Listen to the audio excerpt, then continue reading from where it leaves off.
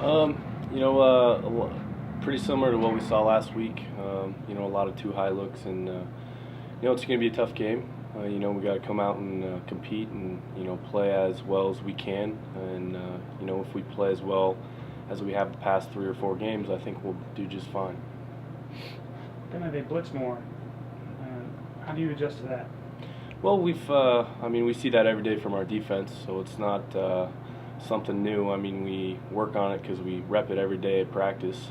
Our defense usually blitzes our nuts off, so we're pretty used to it. And you just got to get the ball out and dump the ball sometimes, and have an effective running game. And then when you gash them or gouge them for big plays on blitzes, they won't tend to blitz as much. So.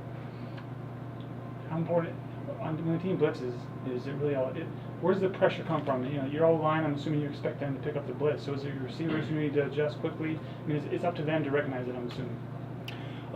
It's not only up to them to recognize it, but I can recognize it and call the protection towards the blitz, make it easier on the backs, make it easier on the line. But they don't necessarily have to recognize it. They just have to get open, find the open areas. Because usually. If you're blitzing, it's either 3ZP or it's man, so you either got to get separation or find the open areas. So it's up to them to, look for the ball quicker than usual. Talk about the running game. How have you taken to the secondary role? And it seems like every game you're the guy who comes in and pops off a 15-yard run because they'll stuff the Xavier early, and then you'll come in, break something open, and it seems like that just relieves everything. Yeah, I think playing with X, he's the great player that he is. When I come in, I just don't want there to be any type of difference in our play. I don't want there to be a drop-off in the run game or a drop-off in pass protection. I want there to be that steady consistency at the running back position.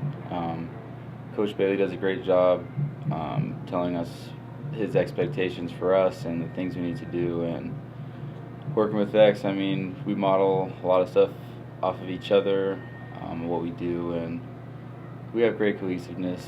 We're good friends. It's great playing with him, and I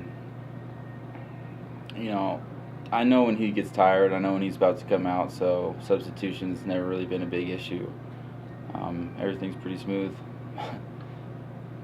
Playing a team like Northern Colorado that likes to blitz the way they do, how does that change the game for you out of the backfield?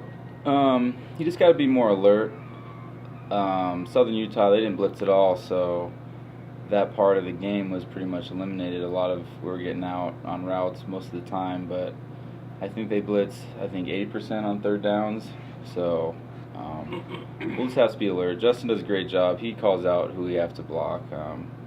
If there's any type of miscommunication, I can just lean up and ask. He's got it pretty much handled. Our O-linemen are calling out blitzes before they happen, which is something I haven't seen in the past. But it is taken seriously. We throw the ball a lot, and to keep Justin safe, you got to know who you're picking up. And Bailey has a good system of teaching us to do that, Coach Bailey.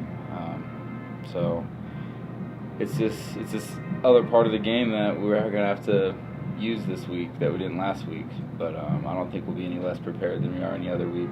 For each one of you, looking at game film of Northern Colorado, Danny, you first, where do you see, if there are any vulnerabilities in their defense?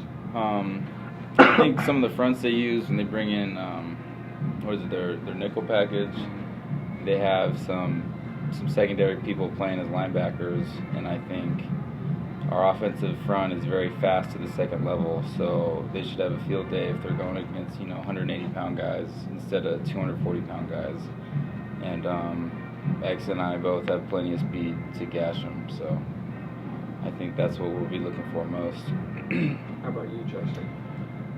Biggest thing will be establishing the run game. When you play a lot too high and you spread the ball out with 2x2, usually you'll get 5 or 6 in the box, and you got to be able to run against that, and that's where we can gash them in the run. And, get them to change their defense, get them to roll down to 1 high, play 3ZP or play man, and then that's where we start throwing. So really trying to dictate what they run by being able to run the ball.